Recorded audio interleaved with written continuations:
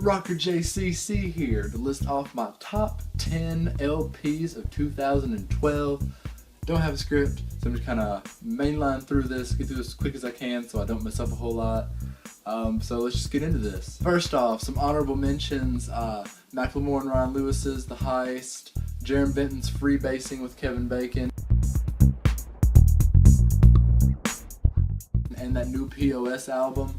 Those are really great releases, but I've only gotten into them within like the last 2.5 weeks, and I haven't had enough time to like settle in. But maybe if I listened to them earlier, got around to it, they might be on this list. But I just wanted to have a little honorable mention for them. Also, 3 records that were just fighting for the number 10 spot. Hit Boy's Hit Story, I've mentioned that before.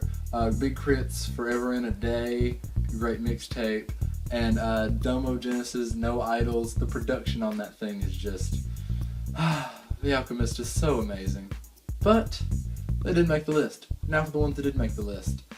Coming in at number 10, my favorite guilty pleasure of this year, Trinidad James's Don't Be Safe. Now, I know a lot of you are going to be like, you picked this over Big Crit or whatever. I don't really care. I just got a lot of enjoyment out of this release, and you know, if you watch my videos, that's one of my factors in liking an album. How fun it is, how enjoyable it is, how accessible it is, and it's all of those things. Even though it's a little simple, a little dumbed down, I still enjoy it. And you know, how can you deny All Gold Everything?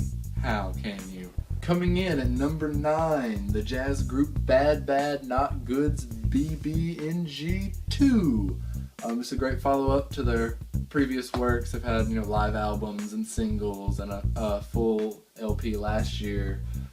Just great jazz covers of really cool hip-hop, and they're branching out a little bit. They had a James Blake cover on this one as well. They threw in their originals on this one, and they're probably my favorite tracks out of here, honestly. Great tracks from this one include Flashing Lights, Limit to Your Love, and oh gosh, I can't remember the name of the single. Oh gosh, I'm gonna put some words right here when I edit this, but I can't think of the name of the single, but it's my favorite off here. Oh gosh. Coming in at number 8, it's really surprised me that this ended up on my list. Green Day's Uno. Now, I am honestly a huge Green Day fan, humongous. They were the band that got me into music, really, with American Idiot. But coming into this trilogy idea, I was a little excited, but some of the songs that I was hearing leading up to this LP were just kind of made me worry. And in retrospect, I think the trilogy was a really bad idea. But this first album is my favorite of the 3. It just has some really great pop punk tracks. Just throughout this whole album. I mean, I can link the track list and just get the melodies in my head. I'm really surprised that I enjoyed this as much. Number 8, Green Day's Uno. Number 7, Flying Lotus. Captain Murphy's Duality. What can I say about this? This is the most unique release I've heard this year. Of course, I know a lot of you have already heard it. It's just really freaking cool. I enjoy the voice effects, and the rhymes are pretty darn good. I would have to say so myself. The features are also nice. Just a really cool, wacky mixtape. So, Captain Murphy's Duality. Number 6, I know it's not really cool for this to be in my number 6, but Odd Futures, the OF Tape Volume 2. I know it's kind of at the point where Odd Future is kind of hanging off the ledge with a lot of people, but I'm still an Odd Future fan. They have a lot of ground to make up next year for me to actually love them again. But this is a really solid release that I got a lot of enjoyment out. Tracks like Rilla, Oldie, Ned Flander, and that amazing Frank Ocean song, White. That's a great track. All those tracks and more, they just make a really enjoyable LP if you like Odd Future, like I do. So yeah, that's why it's my number 6. Coming in at number 5, we're in the top 5, guys. My favorite rock release of this year, it's right here, Jack White's Blunderbuss. As you may know, I've seen this man twice this year supporting this record. And at first, honestly, only the singles and a handful of tracks really sunk in my head. But over time, I will say the whole LP just really got to me. It's a really solid album from front to back. I really enjoy it. Some nice blues influenced rock and roll from Mr. Jack White, number 5. Now, there was some discussion in my head between number 3 and number 4 on this list. They kind of kept going back and forth to me, but I really just thought about it, and I like the LPs for some of the same reasons, even though it won't make sense once you know what they are. But I got more enjoyment out of one than I did the other, so that's why I put them in the order that they're in. Number 4 is Good Music's Cruel Summer. If you watched my review of this, you'll know why I like it. Simple as that. Go and watch that video. It's kind of cooled off on me a little bit as the years went on, but there's still just some great songs on here. Bliss, I love that track now. Creepers, Kid Cudi's track.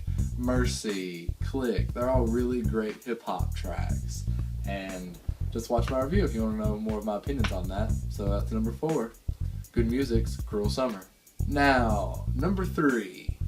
The reason I say this release was kind of the same enjoyment as number 4 was some of the tracks are just my favorite of the year on this beat. Like half of them are just like amazing. And the other half, they never really got to me, like sunk in much depth as the other half. And on Cruel Summer, that happened pretty much with that release too. But with this one, the ones that did stick out to me were just possibly my favorite tracks of the year. I mean, tracks like Hacker, I've Seen Footage, and The Fever. That's right. Number 3, Death Grips, The Money Store. I'm a Death Grips fan. Most people are nowadays, it seems like. Extra Military was great, but Money Store just topped that in my opinion. The production is just... The production is just amazing on this release. I mean, gosh, I can't get over it. It's just so awesome. There's so many sounds and electronic noises. And the hooks on this thing, guys. The hooks are just fantastic. And this is like one of the least inaccessible groups you can get into. But the hooks are just so darn good. And now, I'm not one of those people who gets into the lyrics and it's like poetry and all that kind of stuff. Honestly not. But, gosh, there's some really great songs on here. Hacker, I've Seen Footage, The Fever, Get Got, Hustle Bones, Bitch Please. So good.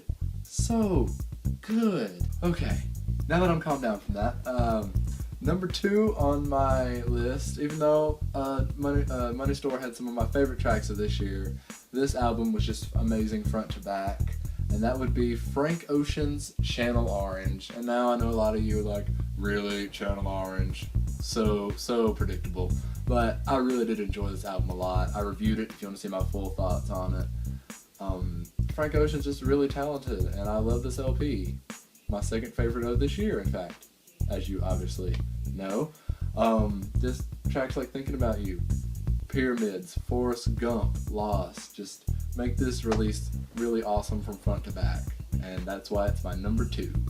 It's here, guys. It's time for my number 1. What's it gonna be? Is it gonna be CeeLo Green's Christmas album? Is it gonna be Rod Stewart's Christmas album? What's it gonna be, guys? Okay, number 1 of this year, you probably see this coming if you know anything about music this year.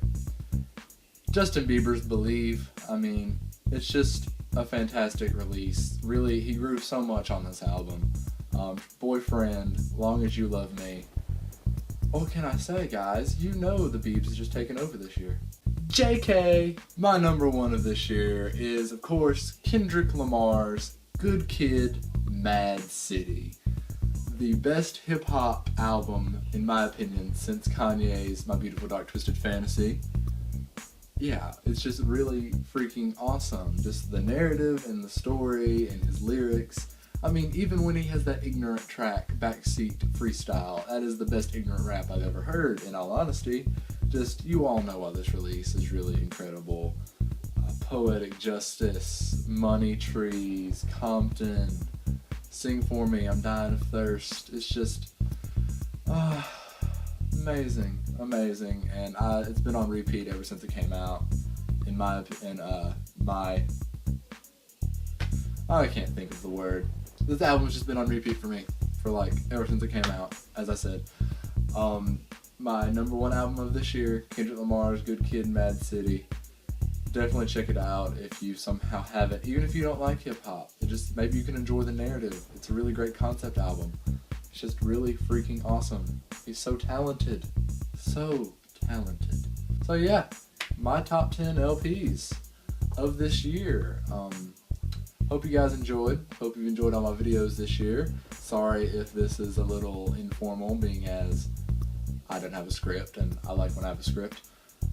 Just hope you enjoyed this. Check out all these releases if they sound like something you might be interested in. And even if they aren't something you think you'd be interested in, you might be surprised. I mean, there are many folk who enjoy Frank Ocean's Thinking About You that usually don't like music like that. So, I mean, come on.